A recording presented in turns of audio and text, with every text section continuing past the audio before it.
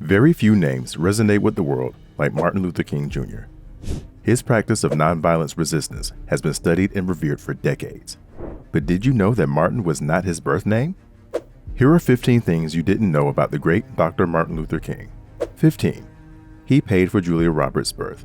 Julia Roberts, an award-winning actress for her roles in Hook, Ocean's 11, and Erin Brockovich. But her career may not have happened if it wasn't for Dr. King. Dr. King and his wife, the incredible Coretta Scott King, wanted to put their young children into acting classes. However, in the Jim Crow South, the options were limited. However, there was one school. The Kings found the only integrated theater school in Atlanta, the Actors and Writers Workshop. The school's owners were Walter and Betty Roberts. At their school, white and black children worked together and learned together. Because of the generosity of the Roberts, they befriended the Kings. During that time, Betty Roberts gave birth to a baby girl, Julia. But because of limited financial resources, the Roberts struggled to afford the subsequent hospital bills. But just like the Roberts extended their resources and kindness, the Kings returned the favor and paid the hospital bill.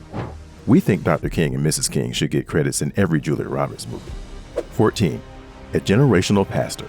What do Martin Luther King Jr. and award-winning actress Angelica Houston have in common?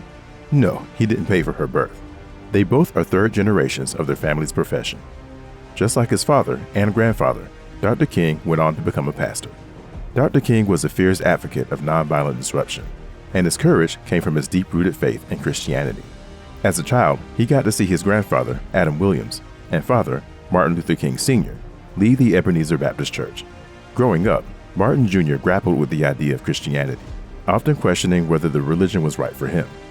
However, he still attended faithfully and sang in the choir. In college, he continued to study theology and worked as an assistant minister. Then, at the age of only 25, he was called to be a pastor at the Dexter Avenue Baptist Church in Mobile, Alabama. From the pulpit is where Dr. King started to gain fame as a powerful orator, as the Dexter Church was a very influential church in the black community of Mobile. 13. He was into fashion.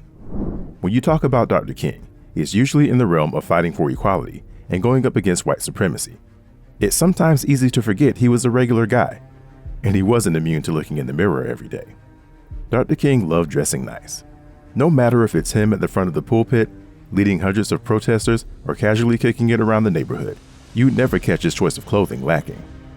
His knack for looking sharp started young. While in school, he was known for keeping his patent leather shoes polished and rocking tweed shoes. So much so, his nickname was Tweety. His smooth style made him a favorite among all of his classmates. As he got older, his staple choice was a three-piece suit, white formal dress shirt, French cuffs, and black Oxfords. But it was his laid-back choices that surprised those looking through the archives.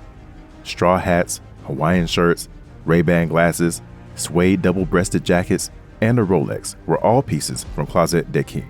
12. A child genius. As impressive as Dr. Martin Luther King Jr. the man was, him as a child was equally impressive. Before he was leading thousands on the streets, he was a leader in his classroom. Dr. King showed his genius early when he skipped 9th grade. He then furthered his legend when he graduated high school at only 15 years old. But as many children, young Martin at times showed disdain for school. Young Martin would often get into fights, and he hated grammar and spelling. But he persisted. Dr. King garnered his vast vocabulary from reading the entire dictionary and would often get out of altercations by using his words. As a child, he also excelled as a member of the junior choir and took violin and piano lessons. 11. Almost 1,000 streets are named after him. There was a time where black and white people couldn't even share the same sidewalk, so this next fact about Dr. King is actually insane.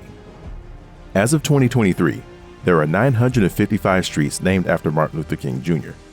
In just about every major city, you can find an MLK Boulevard, street, avenue, ways, lanes, and courts.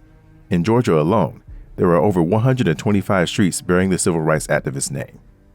Of course, this is far from what Dr. King or any other person during his time could have imagined. Not only are roadways bearing his name, but schools scattered throughout the country also feature his name. Over 114 public schools in America carry in the legacy of Dr. King. In a country that separated everything from schools, restaurants, to water fountains by race, to now have places of community and education be labeled with the name of a black man is the progress Dr. King dreamed of. 10. He survived an assassination attempt.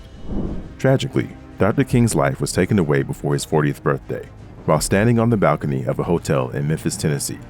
However, that wasn't the first attempt on his life. September 20th, 1958, Dr. King was at the Blumstein's department store in Harlem, New York. At the time, he was on tour promoting his book, Stride Toward Freedom. In the midst of signing books, a 42-year-old black woman named Izola Curry approached Dr. King. "Are you Martin Luther King?"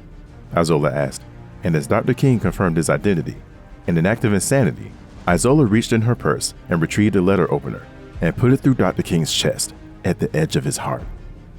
Ms. Curry was immediately apprehended. Dr. King immediately rushed to the hospital. The sharp blade was inches away from one of his aorta. Doctors told him he was so close to death that a sneeze would have caused the blade to puncture his aorta, which would have resulted in him suffocating in his own blood. As for Izola Curry, she was diagnosed with schizophrenia and found to have been suffering from extreme bouts of delusions and paranoia. She was found unfit for trial and sentenced to several years in a psychiatric ward. 9. Father of 4 children. Martin Luther King Jr. was a lot of things to a lot of people, but nothing came before his wife and children. On June 18, 1953, Martin married Coretta Scott. They went on to have 4 children, Yolanda, Martin III, Dexter, and Bernice. Dr. King's devotion to the fight for equality kept him on the road and away from his family for weeks at a time, and many months throughout the year, but they never left his mind. When Dr. King delivered his famous "I Have a Dream" speech, he highlighted how his vision for the future centered around them. "I have a dream that my 4 little children will one day live in a nation where they will not be judged by the color of their skin, but by the content of their character." Dr. King knew he was important to thousands, but he knew who was the real backbone of his strength, and that was his wife, Coretta Scott King. To have a wife like Coretta, who was strong enough to take on 4 children, and the constant threat of danger pointed at her husband, was something Dr. King deemed invaluable. 8. The youngest Nobel Peace Prize winner. Martin Luther King Jr. died at 39 years old.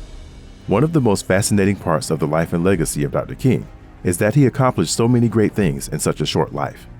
In 1964, Dr. King was awarded the Nobel Peace Prize for his leadership in the nonviolent struggle for the civil rights of African Americans. At the time, he was not only the 12th American to win, but at 35, he was also the youngest. Another fact about his victory, Dr. King found out he won the prestigious award in the hospital. Earlier that day, Dr. King had checked himself into the hospital because of exhaustion. Dr. King was not the first African American to win the award. That title belongs to one of the greatest American Renaissance men, Ralph Bunche. In total, only 3 African Americans have won the Nobel Peace Prize: Ralph Bunche, Dr. King, and the first black president of the United States, Barack Obama. 7. Protested for 13 months. Historically, American demonstrations and protests have proven to be chaotic and destructive in order to bring about change. However, a lot of these fiery protests burn hot, but not long. So that's why this next feat by Dr. King was so remarkable. On December 1st, 1955, a young black woman named Rosa Parks was arrested for her refusal to obey a Jim Crow segregation law that prohibits black people from sitting in the front of public buses. Her resistance and subsequent arrest triggered the Montgomery bus boycott. A 26-year-old newly ordained pastor from Atlanta was chosen to guide the protest, none other than Martin Luther King Jr. At the helm, MLK led acts of civil disobedience, grassroots organization, and nonviolent protests. These acts of peaceful resistance lasted for 385 days. Their discipline, dedication, and patience paid off in the end. The results? A Supreme Court decision ordering buses to integrate. 6. Arrested over 25 times. You might think because Dr. King's protests were nonviolent and peaceful that he wouldn't be considered a troublemaker, but his arrest record says otherwise. Martin Luther King Jr. was arrested at least 30 times. Even though his tactics were peaceful in performance, they were annoying to those who opposed them. His leading demonstrations of civil disobedience, like sit-ins, landed him in prison for trespassing. His other crimes include marching without a permit, disturbing the peace, and breaking various protest laws. Even as America continuously tried to dim his light, he constantly rose above it. After being arrested again on April 16, 1963, from a prison cell in Birmingham, Alabama, Dr. King penned his famous Letter from Birmingham Jail. Dr. King wrote the letter as a response to 8 white clergymen who agreed that social injustices along racial lines existed, but called for an end to the acts of civil disobediences. In the open letter, He wrote that people have a moral responsibility to break unjust laws and to take direct action, rather than waiting potentially forever for justice to come through the courts. In the letter, he continues, "Injustice anywhere is a threat to justice everywhere." We are halfway through our list. Hit that subscribe button if you're still there. These next few facts are sure to surprise many. 5. Met Malcolm X only once. Whether it's LeBron versus Jordan, Michael and Prince, or Pacino and De Niro, we are often divided on who is the best. That was also the case when it came to the civil rights movement and the correct way forward for African Americans. And the topics of the debate, the combating philosophies of MLK versus those of Malcolm X. Malcolm X and Dr. King were a dividing line for a lot of African Americans, supporters, and critics. Dr. King, with his philosophies of nonviolence, creating changes through legislation, and push for integration, versus Malcolm's fiery rhetoric, calling for African Americans to defend themselves against white violence and black separatism instead of integration.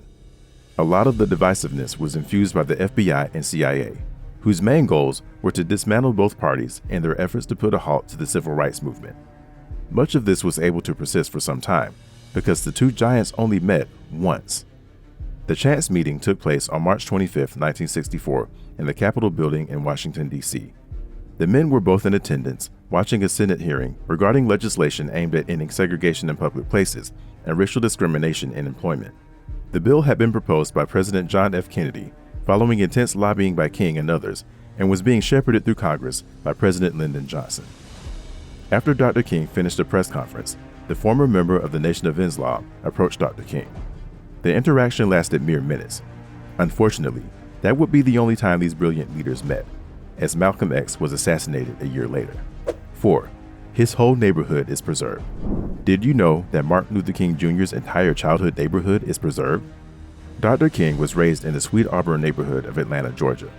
Sweet Auburn was a predominantly black neighborhood and considered a hub of black commerce and culture.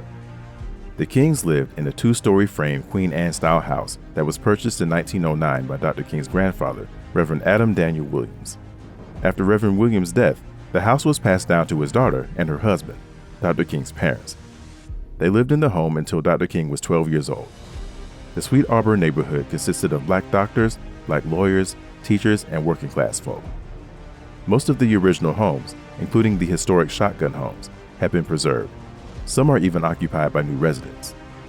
Now, the entire neighborhood is part of the Martin Luther King Jr. National Historic Park, a sprawling 35-acre exhibit that lets you tour the roots of the civil rights advocate.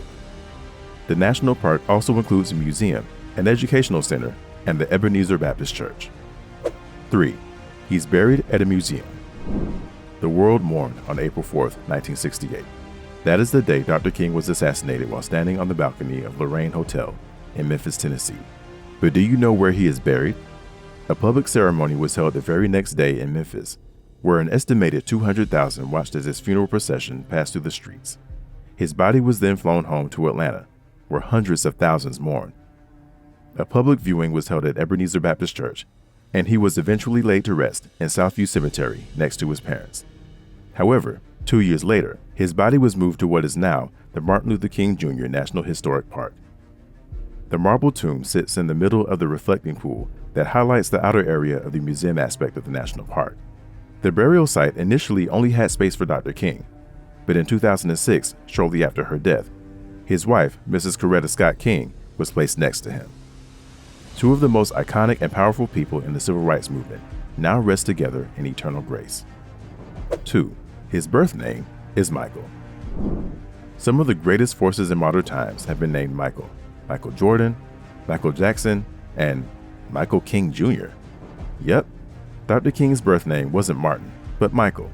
He was named after his father, Michael King Sr. In 1934, the Ebenezer Baptist Church sent Michael Sr. on a multinational trip that included a stop in Berlin, Germany.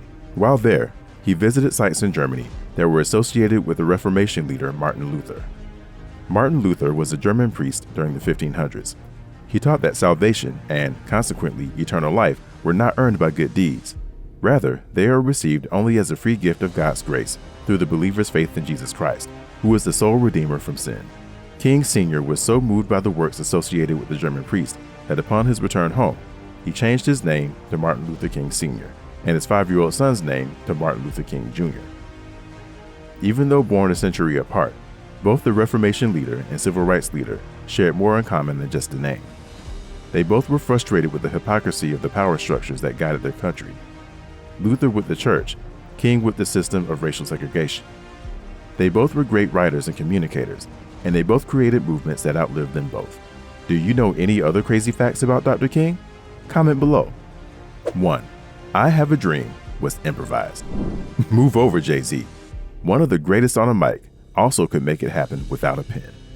Did you know that Dr. King's famed I Have a Dream speech was a freestyle? On August 28, 1963, more than 250,000 people gathered for this historic march on Washington. The march was a result of the growing frustration with racial segregation and continued systemic oppression. The gathering of over 260,000 was a resounding demand for justice for African Americans. The last speaker at the event was Dr. Martin Luther King. Broadcasted on live television, Dr. King began his closing arguments by invoking the Declaration of Independence, the Emancipation Proclamation, and the U.S. Constitution. But then he spoke from his soul. I have a dream. His voice trembled, and his words sent the thunder through the crowd. Dr. King spoke of a nation that would judge each other by the content of our character and not the color of our skin. That the sons of former slaves and former slave owners would sit down in brotherhood. In his dream, the heat of oppression would transform into an oasis of justice and freedom.